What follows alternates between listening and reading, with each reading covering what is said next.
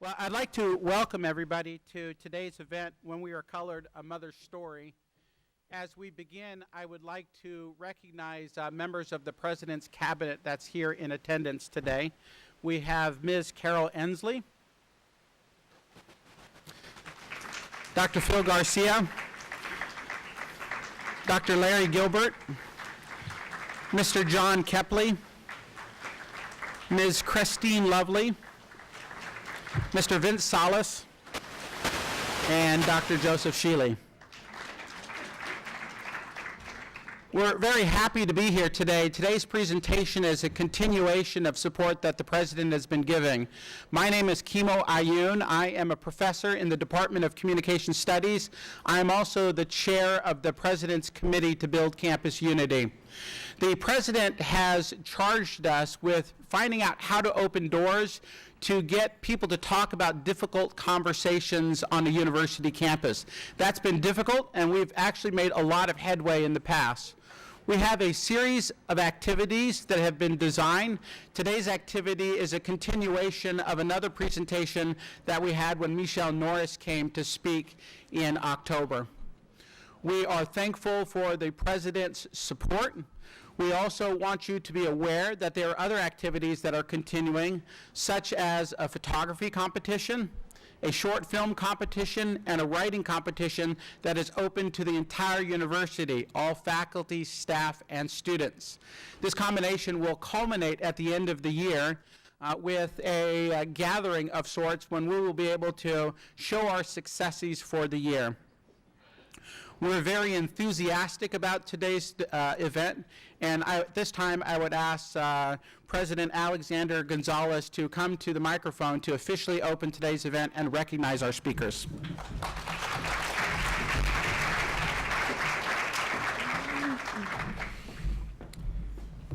Thank you, Kimo. I'm sure everyone is anticipating the event today.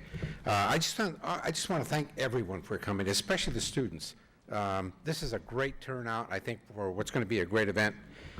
When we began the effort last year to strengthen our sense of community at Sacramento State, we were met with a very, very enthusiastic response. As members of a university community, we know that we should be willing to examine the most difficult issues. This willingness extends to how these issues relate to society at large, as well as how we deal with them in our professional and our personal lives. What we've learned at Sacramento State is that we have a commitment in this area that is alive and well. In fact, the committee we set up to lead the effort, as you see, is moving full steam ahead. So I'd like to take a moment just to acknowledge the committee's work and the people that are on it. And I've asked the members of the committee here, please stand so we can give you a round of applause.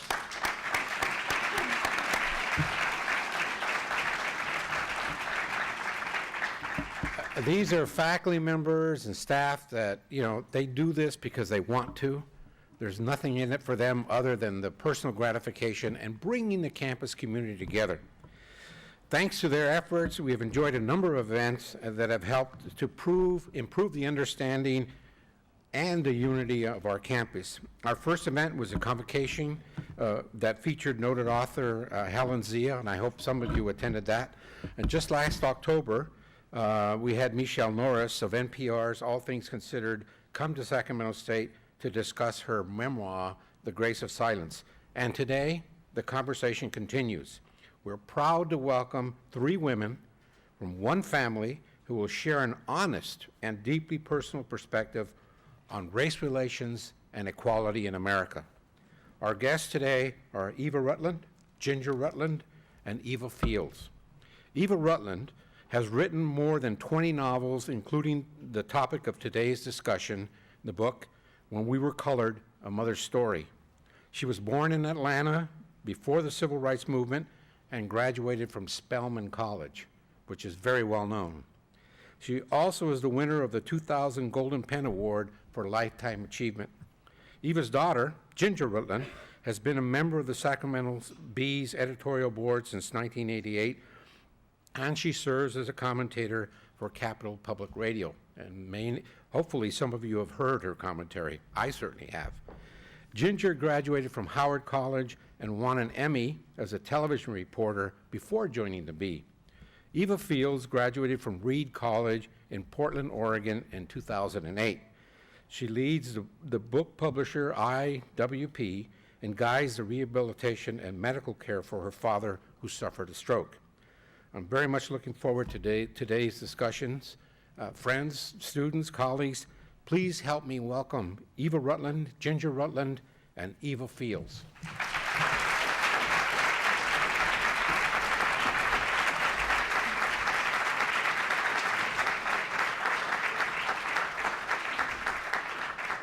Thank you, President Gonzalez, for that very generous introduction. My name is Ginger Rutlin. I haven't written a book. I am speaking, and my daughter, Eva Fields, will be speaking. But we will be talking about my mother, my daughter's grandmother. Her name is Eva Rutland. She is the writer of the book you see before you and many more. The reason she is not speaking is she's a little old, 95, I'm not supposed to tell you.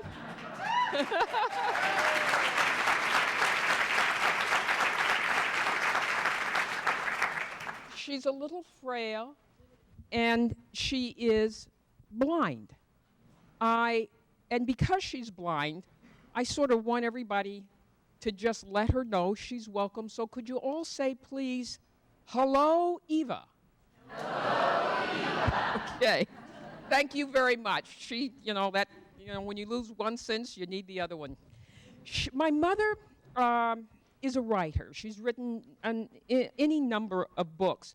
But the one we're here to talk about today is called When We Were Colored, A Mother's Story. It was written it was published in 1964 originally. It was called at that time The Trouble with Being a Mama. When my father died several years ago, I read a portion of this book at his funeral. So many people wanted it. It had been out of print for many, many years that we as a family, I'm sorry, my daughter will help me out here. We as a family decided to republish it. I changed the title, much to my daughter's chagrin. She doesn't like the new title. Grandma likes the old title too. The Trouble with Being a Mama was a better name, but Mom changed it. Because Mom was doing all of the work, and I thought that the title for me is evocative of the era that my mother is writing about. She was writing about raising a family in a newly integrating America in the 1950s. And at that time, the polite phrase for the polite term was colored. And I always found it sort of charming, and also descriptive. I just want to make sure. I want to make sure. Can everybody hear us? Are you having trouble hearing? This is okay. Okay. Is this better? Okay, we got to hold it that close. All right, thanks. The other question I have, can people see my grandmother, or is she blocked by the table? The water pitchers. Okay. You know what? We can move Grandma out and just sit her here, which I think would work.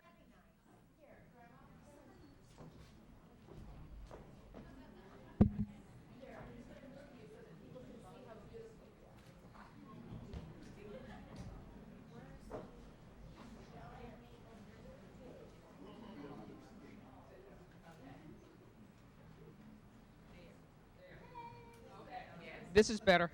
Okay. Any rate, keep it up. All right, I will. All right, so tell them why you didn't like the title. I don't, when we were colored, and can people understand me? I just want to make sure. Okay. I'm sorry, I've noticed that some people seem to be having some trouble. And I just wanted to say, when we were colored, I think it implies that it's a sad book. It's a sad book, at least from my generation. If I hear a book called When We Were Colored, I think it's going to be a story about how much suffering blacks encountered before the civil rights movement. And my grandmother did have suffering, But she wrote a really happy story. She said, hey, we had fun in the days before civil rights. She wanted to talk about how much fun it was to be black. And despite all of these major changes happening in the country in the 1950s and 60s, her focus as a mother was making sure that her children were happy and well cared for. And she wanted to emphasize how much black families, just like everybody else, and as a black mother, just like anybody else, wants to make sure her kids are happy and cared for. And she wrote stories for white mothers. And she wrote them because she grew up in a segregated South environment. She had black teachers, black school, black life. Her children were coming to California for integration, and she was sort of terrified of her kids being the only black only black children in the class. And so she wrote stories for white mothers, and she wanted white mothers to realize, hey, my kids are just as precious and just as fragile as yours. Please be kind to them. And this is the family. I start out always with, can you tell where I am in this picture? Yes. Who thinks I'm the little girl standing up on the side there? Who thinks I'm the baby in the father's lap? Who thinks I'm the baby in the mother's lap? And who thinks I'm my brother? All right. I'm the baby in my father's lap. And the family I'll introduce, this is Billy, my brother. This is my twin sister, Patty Jo, who, by the way, is over there. Stand up, Pat.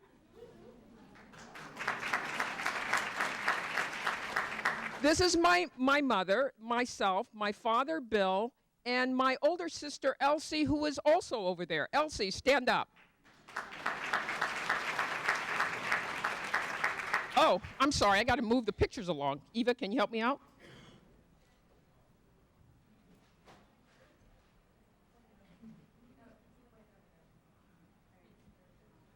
Nope, wrong one. We went.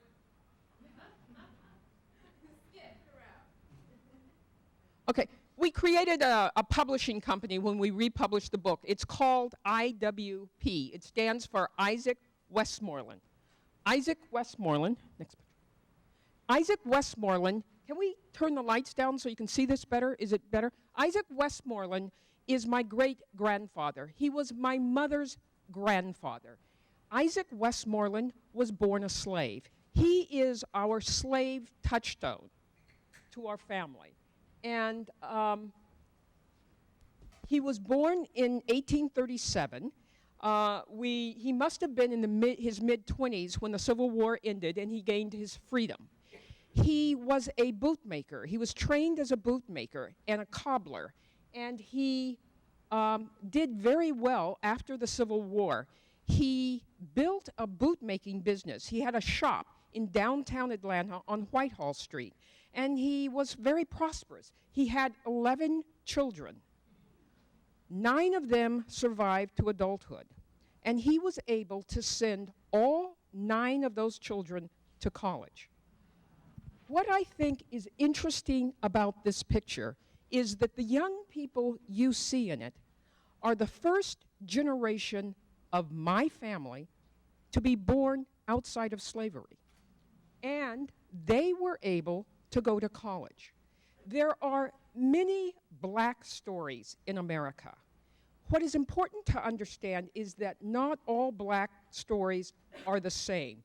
And this isn't the black family, but it is a black experience that people do not often write about or hear about.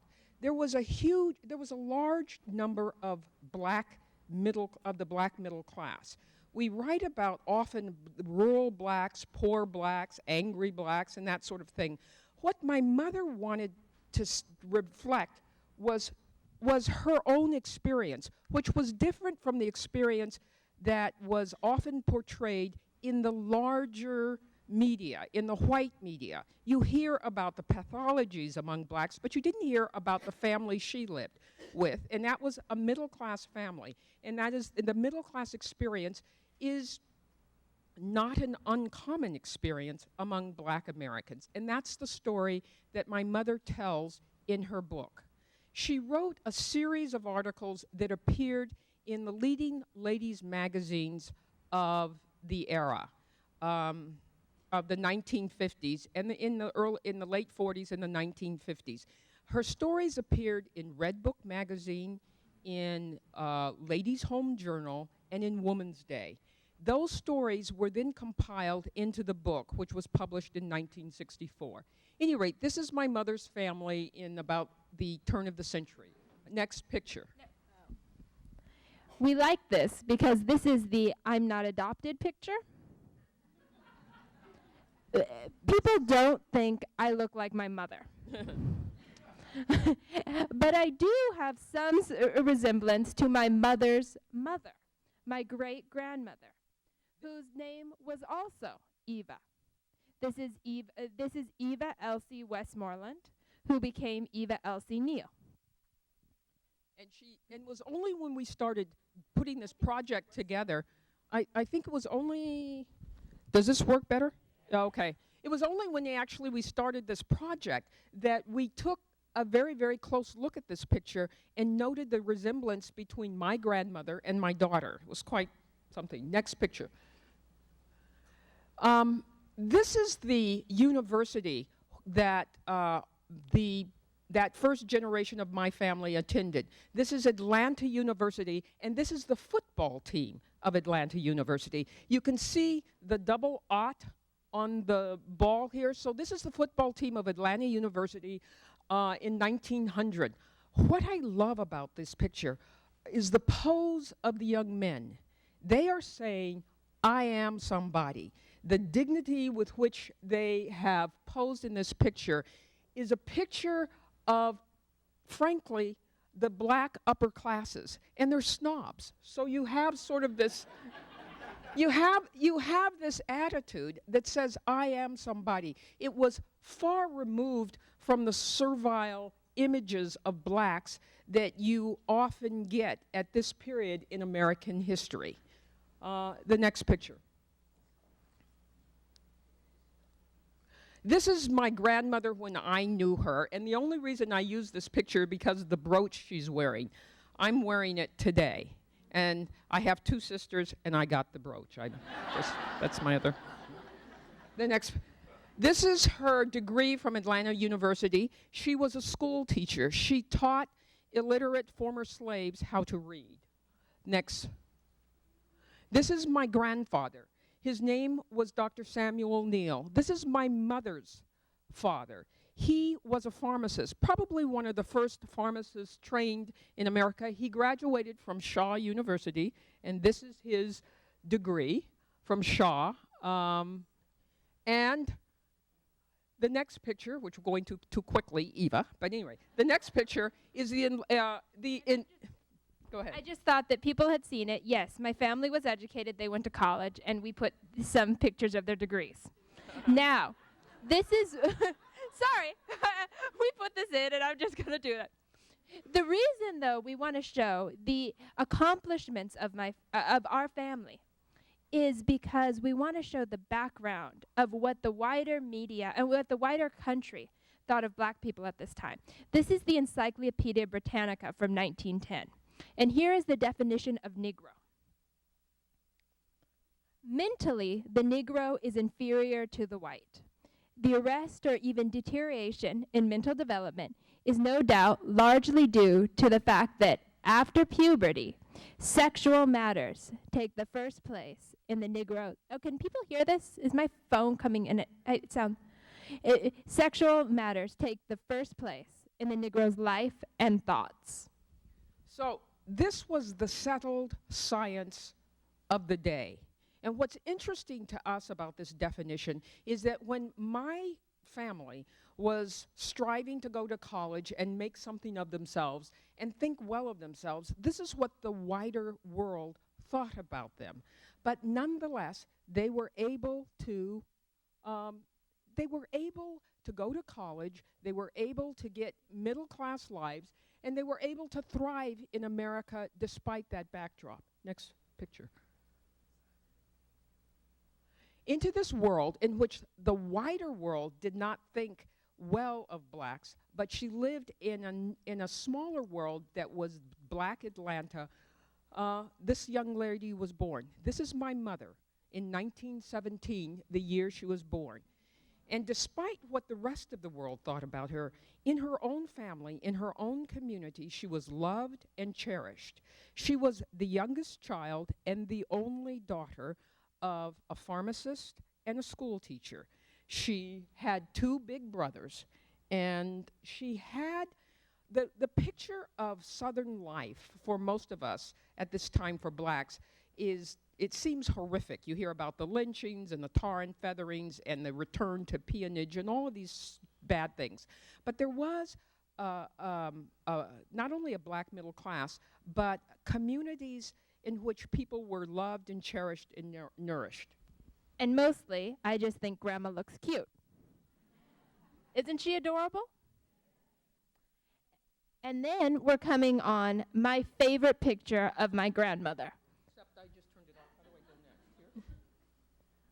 Here? This is her segregated public school. She had to walk past a white school that was closer to her. I'm really having trouble. I want to make sure people can understand me, and I'm not sure when it's coming in. Sorry. But this is why I love this picture.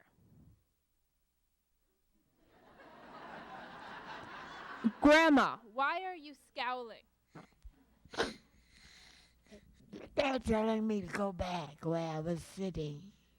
And why don't you want to go back? They see me and my socks are dirty. Her socks are dirty. And if you look carefully, you can see that her socks are dirty. Mostly you notice her scowl.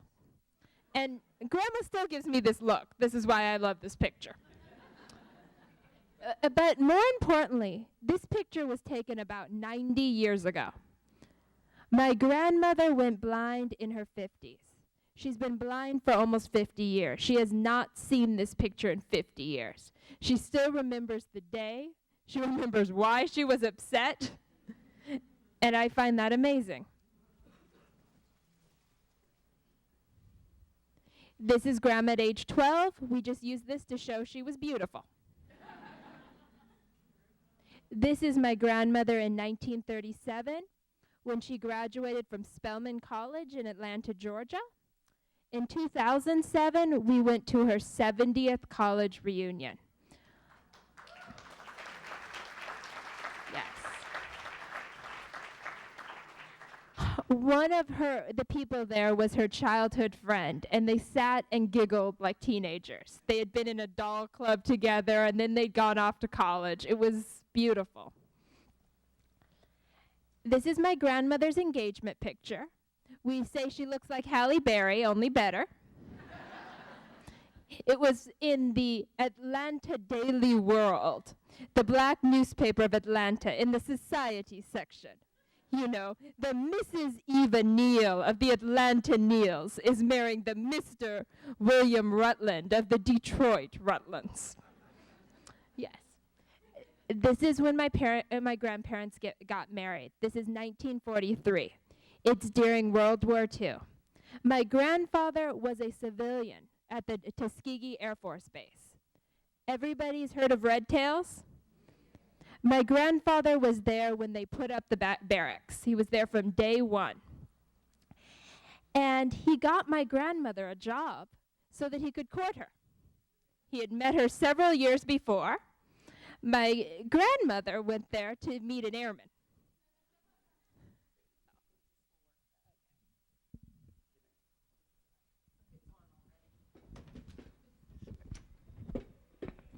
My grandmother went. Is this better for everybody? Oh, I'm so sorry, because I know how horrible it is to be in the back and not be able to hear. That's why. No, I'm reading the part about Tuskegee. I know, I'll get it. Okay. All right. But You find the part and I'll do it. Okay. So, did anybody? We don't often read this section, but we just went and saw Red Tails, And we were so impressed with the movie, or the experience. And our family history is big, because my father began his career with the United States Air Force at Tuskegee. Tuskegee was where they trained black pilots during World War II. My father was a civilian, but two of my mother's cousins, two of Isaac Westmoreland's grandsons, were pilots, and both of them were killed during the war. My daughter is going to read my mother's description of Tuskegee.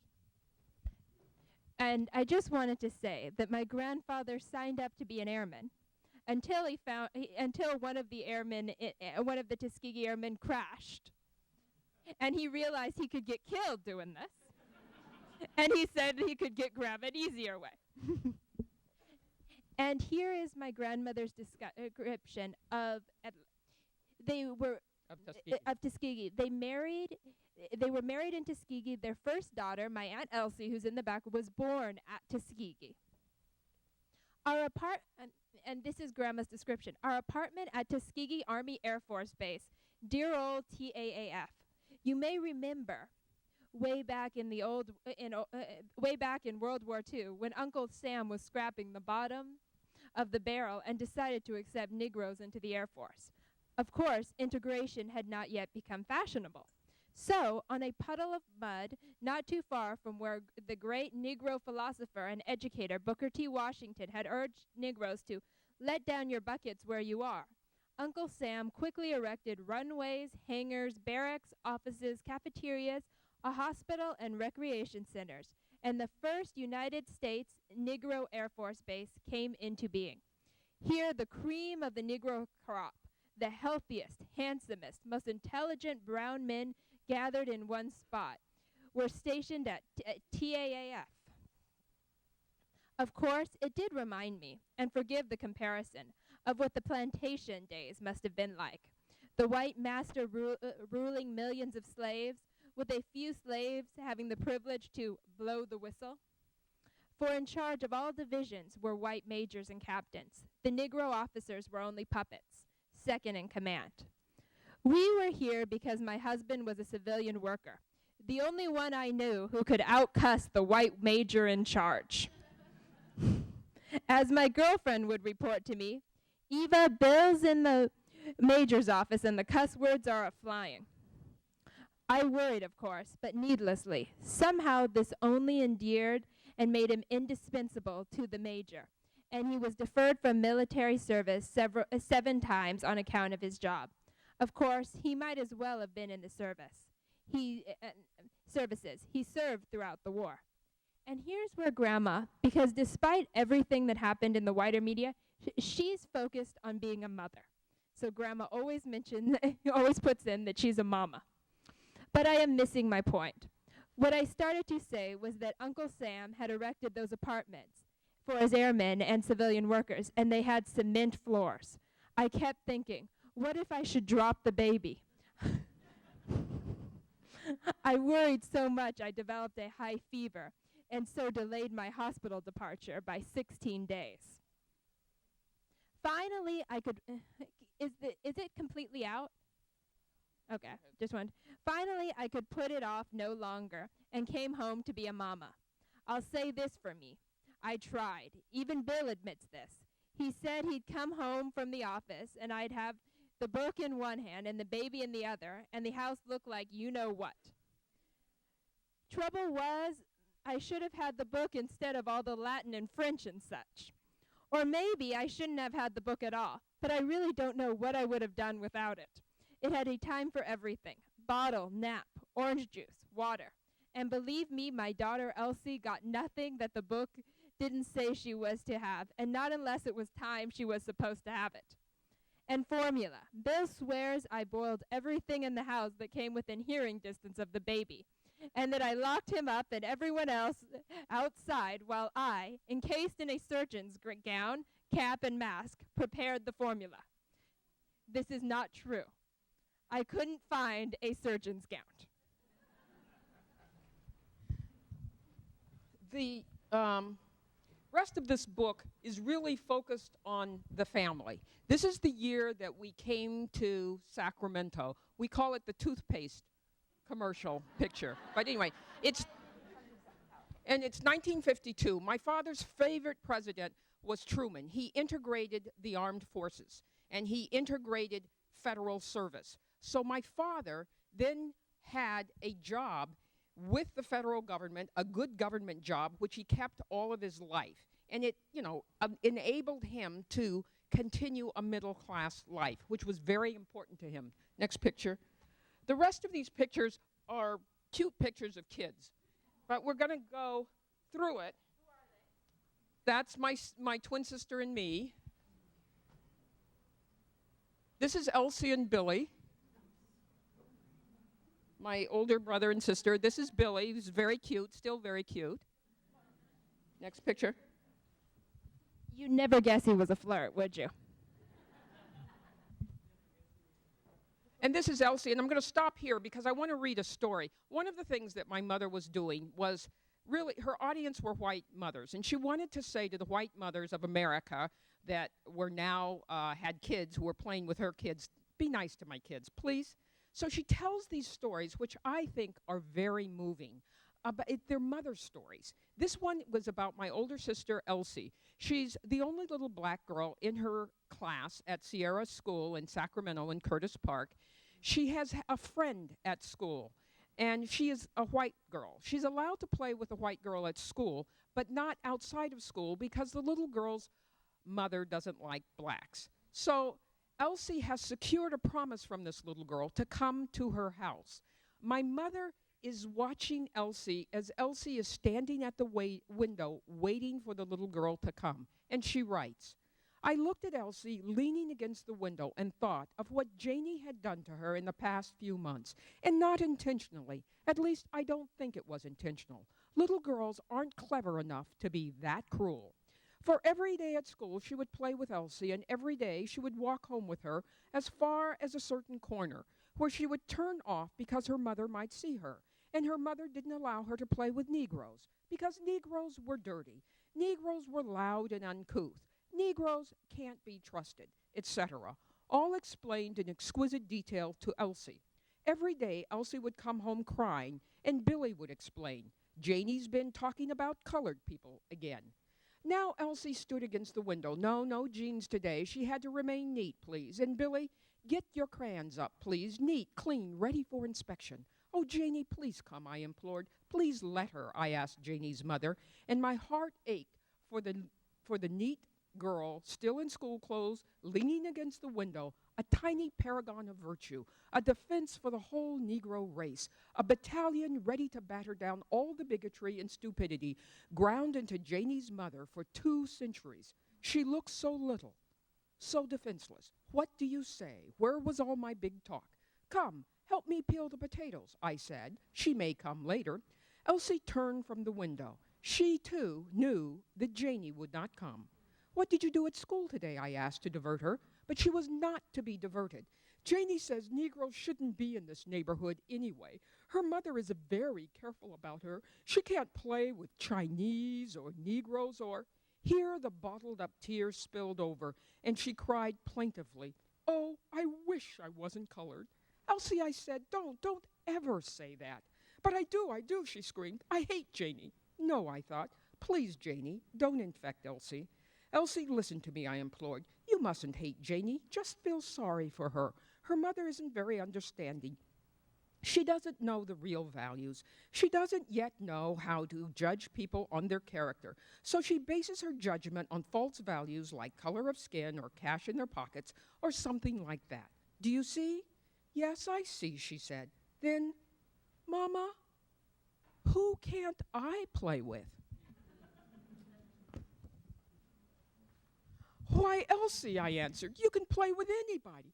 Anybody? You mean real black people too? Anybody, I said firmly. Oh, Mama, she asked anxiously, aren't there maybe some Indians that don't speak English that I couldn't play with? I folded her in my arms then, and my tears came too. Oh, Elsie, baby, look, you mustn't be silly because other people are. That isn't the American way. We judge people by the kind of people they are inside, whether they are kind and good, not how they look or speak. I hope she understood. I couldn't be sure. I cuddled her, I wiped her tears, and presently she put on her jeans and went outside. I could only hope. The reason I read that story is, for me, it is the definition of motherhood. Everybody in here who is a mother has had an experience where your child has been hurt and you can't protect them because other children have been mean to them. And that is so, it makes the connection between black mothers, white mothers, Asian mothers, green mothers, blue mothers. We all have been in that position. I'm going to move quickly forward because I want to read one more section of this book that I think is really important. And it's about my father. Can you guys tell where he is in this picture? My mother, in writing this book, wanted to do one other thing. The image of black men in her world, in her day, was horrific, as the image of black men too often is in our day. But it was the opposite of her own experience. The black men she had known all of her life had protected her, loved her, cherished her, supported her. So she writes this tribute. It's to my dad. It's from the chapter called Trouble with Papa. It is a tribute to my dad, but it's really a tribute to all of the black men. Her grandfather, the slave, her father, the pharmacist, her uncles, her brothers, everyone who had protected her all her life. But it's a story about my dad. Why don't we move forward to just a single picture of Dad? And I have to warn you, my father used colorful language, including the N-word. And there was a lot of discussion when we republished this book, given the sensitivity of the word today, whether or not we would include it in the text. And we asked Mom whether we could change it to something else, and she said no. She said, we'll quote your father just as he spoke. So if anybody here is offended, you have to take it up with Mom later, okay? Speaking of report cards reminds me of one outsider whom Bill was hard on, James Meredith. Bill, by the way, is my dad. James Meredith was the first black man to integrate the University of Mississippi. When the rumor, and I'm everlastingly glad it was just a rumor, came out in the press that James Meredith had flunked out and would have to leave the University of Mississippi, I thought Bill would have apoplexy. It started out innocently enough, small talk at the dinner table. Gee, says Elsie, the paper says Meredith will have to leave Mississippi on account of his grades. There's no excuse under God's heaven for it, says Bill, the low-down, lazy, good-for-nothing. Now, just a minute, say I. Give credit where credit is due. He risked his life, and 2 men lost theirs to get him in, and the whole United States Army was behind him. He's got no right to flunk out. Everybody can't get straight A's, says Ginger. My husband gets louder. Not asking for straight A's. A simple C will keep you in. A nigger can't afford to fail. He's got as much right as a white man, say I. They say Mississippi's just a good time school for those who can't make it anywhere else. A nigger's got no right to fail. At this, he jumps up and pounds the table and turns on Billy. And don't you forget it. If you bring me any more D's, I'll knock your cotton pickin'. And we quiet down as Papa roars, and thank you, Mr. Meredith, for not flunking out. Later, he roars privately to me. Don't you dare plant the idea in my children that it's all right to fail. A nigger's got to win. He's got to be on top. Then I remember that it is he who is facing the outside world. And I remember that it was not and is not always a charming, glamorous world.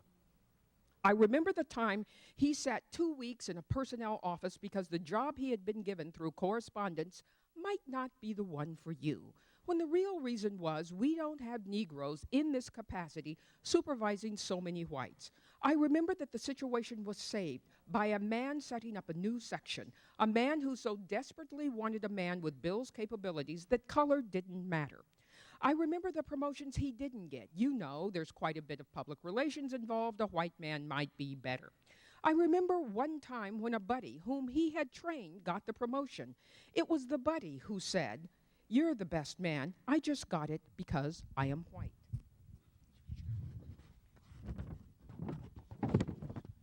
I remember the time in a borderline town when he and a white buddy entered a cafeteria and Bill was turned away.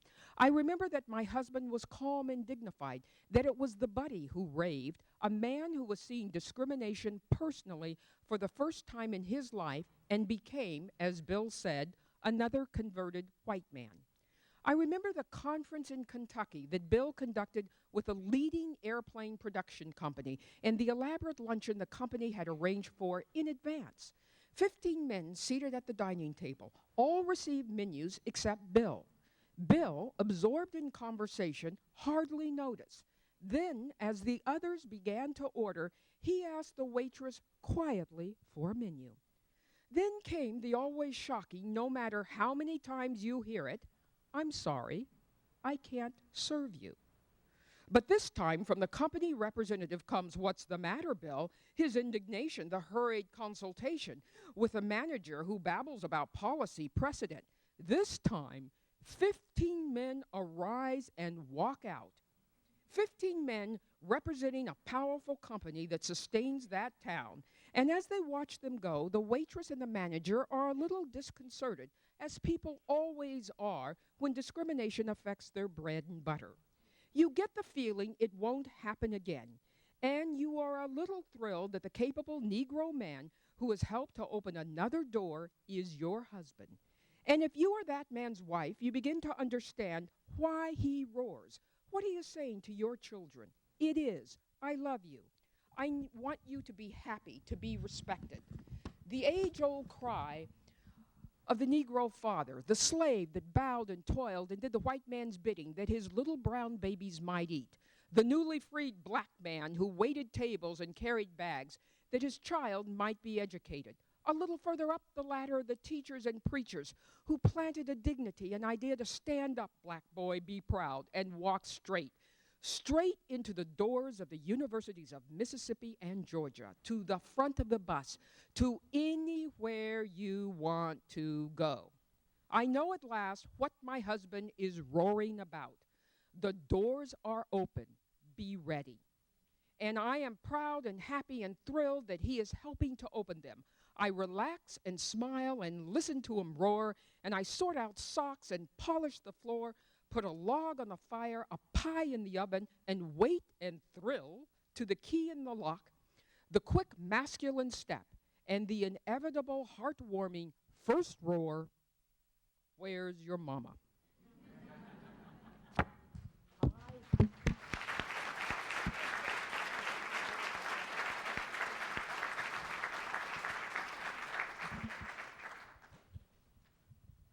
I think we've talked enough. Does anybody have questions for my mother?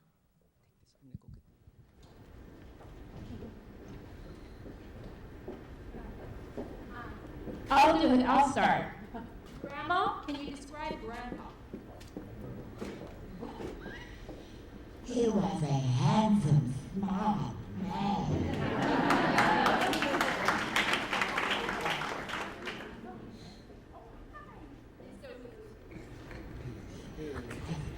I said he was a handsome, smart man.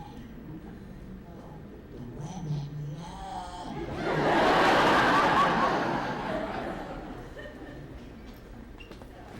Can you describe Sacramento when you came here? Did you like Sacramento? Oh, yes. Oh, wasn't it when we got off the train? On the train was ever good to us. When we walked through the train to the dining hall, when we walked through the white folks' room, they all said hello to me and spoke to me, gave me things like Gertrude. I mean, Gumdrops. Gumdrops. They give toy and candy to your kids. Yes, I kind of liked it. I enjoyed the ride home. When they came to California, it was a segregated car. They were all the black people there were the in the train. It was a segregated train. It was 1952. But the family charmed everybody on the train. These 5 cute kids, four cute kids and their mother. And so they got plenty of toys, candy. I want to just say one more thing. This was the book first. This is everybody at our parents' 50th, their 50th wedding anniversary. And I just want to talk to what happened to everybody. This is my twin sister, Patty Jo. She's a lawyer and lobbyist, and she lives in San Francisco, and she's looking for a 3rd husband, but she's also... she has 2 really handsome sons, and her second son her first son actually graduated from Sac State, and her second son is a doctor. He lives in Iowa, and they just told us that he just got married, and his wife's pregnant, and we're all very happy, so that's great. And that's me, Ginger, and I'm an editorial writer with the Sacramento Bee, and I have 1 daughter. And there's my brother, Bill. He's a lobbyist in town. He has 3 children, and the youngest boy is at Christian Brothers, and he's on the basketball team, and go brother. Anyway, and this is my other sister, Elsie, and she has a goddaughter, actually. She didn't have children of her own, but she has this goddaughter whom she raised, and she has 5 children, so she is getting the grandmother experience big time. And this is my mother, of course, and she's with us, and this is my father, who died in 2005, and we all still miss him. So that's just to bring you up. And the other thing I want everybody to know, my mother went blind in her early 50s, almost 50 years ago. And her writing career really took off at that point. She's a Harlequin romance writer. So she's written about 20 Harlequin romances. One of her mainstream novels that she's written is this. It's called No Crystal Stair. And this is actually a fictionalized account of her life. It's the story of a black debutante, Spelman co-ed, who lives in Atlanta during the war years, the Second World War, and she's expected to marry a black doctor like her father and live in this sort of velvety cocoon of segregation. But instead, she meets Robert Metcalf, a Tuskegee Airman. And he carries her off to California, and then life changes. And it's very much of what's in here, although it's fiction, is exactly what happened to my mother and father and what their life was like. So it's sort of the fictionalized account of stuff. Mom, any more questions to Mom? We have a question here. Yes. Yes, how you doing? I'm doing really well. How are you? Great. I viewed this documentary called African Americans in the Heartland, and it talks about the history of African Americans in Sacramento. And your mother was in the video, and I think you were in the video. And I was the narrator. Yes. The narrator, yeah. And you talked about the experience of getting the house of your dreams and what you had to go through to get it. Yeah. Do you want to kind of discuss that a little, or share a little bit of that? Actually, we had a section which we didn't show you in the thing. This is one of the big problems with Sacramento, California, or all over the country, was the covenants that were on the deeds. It was very difficult for black folks to buy, or Asians, or Hispanics, or Jews, to buy homes in nicer neighborhoods in Sacramento or Chicago or Los Angeles or Oakland or wherever. And this is actually what it said on these deeds, these racial covenants. It says, no part of any said lot shall at any time be rented, leased, subleased, or sublet to, or be occupied or used by persons of either Hindu, African, Japanese, Chinese, or, Any rate, those were the difficulties my parents had, and they very much wanted to buy a nice home in a nice neighborhood. Go to the next picture. So they did what a lot of blacks in this country did. They went to a white friend. In this case, it went to the man who, in glasses, standing to my father's right. His name was Herb Madeira.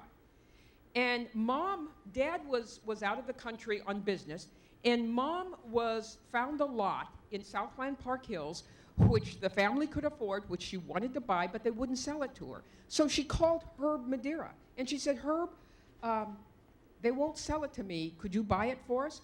Herb Madeira said, yes, Eva, I'd be happy to.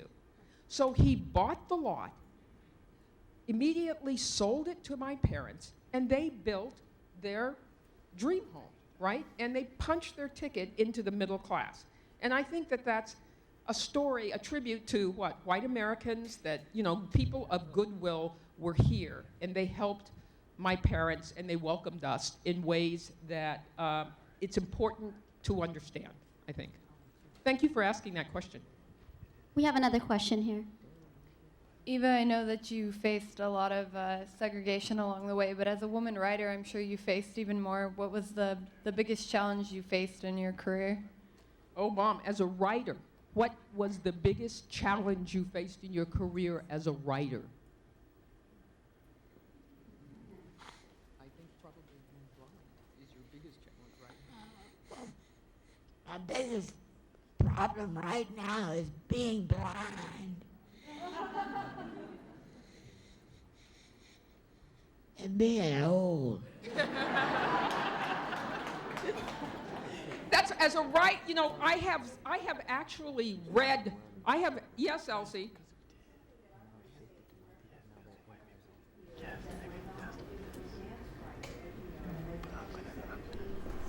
Whatever number of romance novels. But when she put the characters in black, then they would say, no, let's change them into a Caucasian individual. Yeah. And some of the people that she spoke of in her romance novels were our own personal experiences, mine, my siblings, but she changed the characters because at one time, romance novels were only for the Caucasian. Blacks didn't have romances. That's one of the troubles I remember about Mom. Yeah. There were times when her editors would take a character that Mom had described, just a casual character in the book that Mom had intended to make black, and they would change that character to a white character. Also, when she was writing stories, I have read some of the rejection letters she got, and she got hundreds of rejections. And sometimes people were saying, your descriptions of blacks just won't be believable to a white audience. So there was a resistance to people who just had one vision of how black people were supposed to be. And often, I just want to say, too, when her books were published, when she wrote about her children, and it was in Red Book magazine, and in Women's Day, she wrote about her children, this story about the day the swings were empty, and her fear that the neighborhood kids won't come and play with her kids.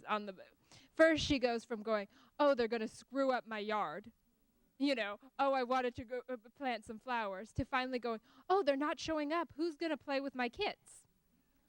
And it's this very cute motherly story. But there's little drawings on it, and it's drawings of white children. And because if you don't know, when you read, the story is actually in the book, if you didn't know they were a black family and this was a black street, you would have thought they were, you wouldn't have known what race they were. And so she just put drawings, they were drawings of white people. And since it was a story of childhood, it worked either way. But the assumption is that the people she's talking about are white, when in fact they were black. Yes? Do you remember anything about, The Help or anything? The Help? You mean the book? The Help is one of the last books that my mother has read, and she read it, the talking version of The Help, and she loved it. She loved it. What she loved about it, I think, was the same thing I loved about it, which was it showed relationships, complicated relationships between black and white people. Some were difficult, but some were loving. There were relationships in which, even in the depths of the South, and despite the integration, white people and black people knew each other, and in some cases loved each other. Grandma, what did you think of the book, The Help? Oh, I thought that was a wonderful book. And it was a true book. She must have just written about her life. I always like to get Grandma to talk to. Any other questions? Yeah. Okay.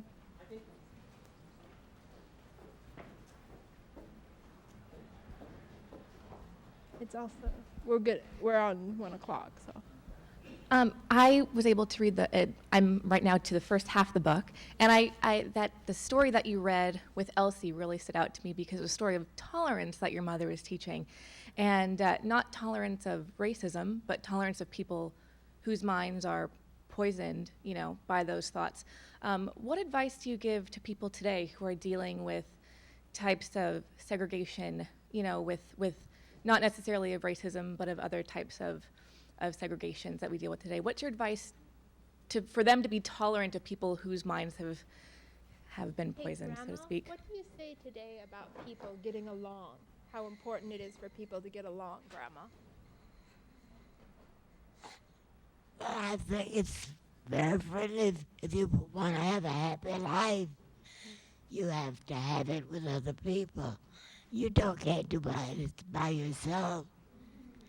If you want to live, you need a good job somewhere.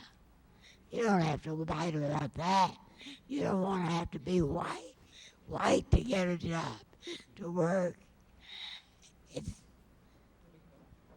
Grandma, you always say people are people. People are people. There's really no difference between white. There's one thing about when we moved to Atlanta, I really didn't want to go because I liked the black neighborhoods where we were. But when we went to Atlanta, Sacramento, there were more white people than black. And I was a little concerned. I didn't want to be in that neighborhood because I knew we wouldn't have anything to do with it. And you know one thing? It really surprised me because we had a lovely place to live in. We had a real nice, big wide yard, and we could have it in plenty. And it wasn't much longer that we were there than everybody in the neighborhood, most of whom were white, were playing in our yard with us, having a good time. And even the grown people were doing wonderful things. Which was that lady, the white lady? Mrs. Trojan. Mrs. Pryor. The Mrs. Pryor. Mrs. Pryor. Oh, a white lady, Mrs. Pryor, who played with us. Our black children were running up and down the street in front of her, and it was soon that she was picking them up, bringing in her, sitting in her lap, reading to our children, having a wonderful time. And then there was somebody else who... I forgot. Here, let me talk. What Mom is saying is that when we moved to Sacramento, California, we met people of all colors, and they were wonderful to us for the most part. I mean, in most of Sacramento was extremely welcome. And I think part of the answer to the question is that reach out to other people and they'll reach out to you. By the way, the cameraman was in our neighborhood. That man right there, Redmond, he was on our block when we moved to Sacramento, California in 1952, and he was one of our playmates. I just found that remarkable when I came here today. So we had a wonderful time. Sacramento was an open, welcoming place for our family, and it's a tribute to this city. I think we are unusual in that way. I thank you for being here, and Goodbye.